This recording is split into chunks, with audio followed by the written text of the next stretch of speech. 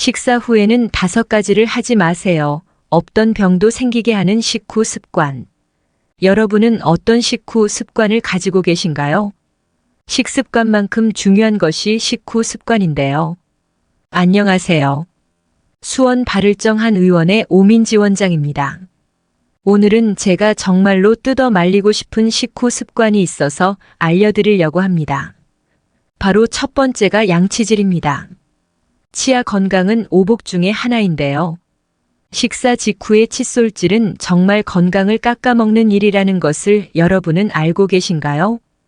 밥을 먹고 나서 입안이 텁텁하다고 밥숟가락 탁 놓자마자 치아를 정말 뽀드득 닦는 분들 많으시죠? 절대 안 됩니다. 식사 직후에 칫솔질을 하면 치아를 코팅해서 보호하고 있는 에나멜층을 벗겨내게 됩니다. 이 에나멜층이 없어지면 이빨이 정말 쉽게 썩는데요. 마치 치아가 갑옷과 방패 없이 전쟁터에 나가는 것과 똑같습니다. 오렌지 주스 같은 과일 주스, 딸기, 포도, 블루베리, 커피, 와인같이 산성을 띠는 음료수를 먹자마자 칫솔질을 하게 되면 에나멜층이 녹아내리게 됩니다. 그러면 어떻게 해야 할까요? 입안에 남아있는 음식물 찌꺼기를 제거하기 위해서 물로 헹궈서 뱉어내는 물양치를 밥 먹자마자 해주시면 됩니다. 양치질은 식사 후 1시간이 지났을 즈음 해주시는 것이 가장 좋습니다. 밥 먹고 나서 절대 하면 안 되는 습관이 또 한 가지 있는데요. 커피와 녹차를 마시는 일입니다. 나는 밥 먹고 나서 커피 한 잔 타먹는 게 낙인데 하는 분들 많으실 텐데요. 밥을 먹고 나서 커피나 녹차를 마시면요. 우리가 콩이나 녹색 채소 또 견과류를 통해서 섭취한 철분이 잘 흡수되질 않습니다. 커피와 녹차 안에 있는 탄닌 성분이 철분과 결합을 해서 체내 흡수율을 방해하기 때문인데요. 한 연구에 따르면 녹차를 마셨을 때는 철분 흡수율이 최대 60%까지, 그리고 커피를 마셨을 때는 최대 50%까지 떨어지는 것으로 나타났습니다. 따라서 특히 철결핍성 빈혈이 있는 분들은 식사 직후 커피나 녹차는 반드시 피하셔야 하고요. 빈혈이 자꾸 재발하는 분이라면 내가 혹시 이런 식후 습관이 있는 것은 아닌지도 한번 체크해 보셨으면 합니다.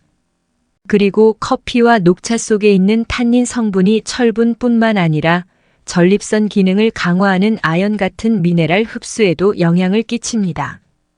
그래서 이 커피 녹차는 조금만 텀을 두고 최소 식후 한 30분 이후부터 드시는 것이 가장 좋겠습니다. 식후 골병 드는 세 번째 습관은 밥 먹고 들어눕는 습관입니다. 먹고 눕는 것이 무조건 나쁜 것은 아닙니다.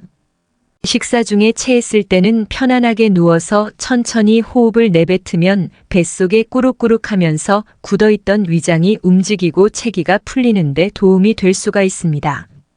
그런데 밥 먹고 몸이 퍼지면서 눕게 되고 누워있다 보니까 잠들게 되는 것이 문제가 되는 것입니다.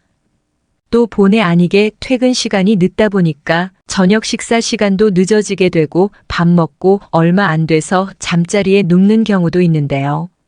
이런 습관은 없던 병도 생기게 합니다. 누워있게 되면 식도의 위치가 낮아지기 때문에 위장 안에 있는 음식물과 위산이 역류하기에 너무나 쉬운 조건이 되고요. 그냥 누워만 있는 것이 아니라 잠을 자게 되면 위장 안에 음식물이 머무르는 시간이 길어지면서 역류성 식도염이 쉽게 생길 수 있습니다. 또한 먹고 바로 자는 습관은 당뇨 발병률도 높이기 때문에 이러한 식후 습관은 정말 피해 주셔야 합니다. 네 번째는 식후 디저트입니다. 식사를 마치고 나면 이렇게 치솟았던 혈당이 떨어지면서 다시 안정세를 찾아가게 됩니다. 그런데 이때 달달한 디저트가 들어오게 되면 다시 혈당이 치솟으면서 고혈당 상태에 들어가게 됩니다. 이것은 췌장에 큰 부담을 줄 수 있습니다.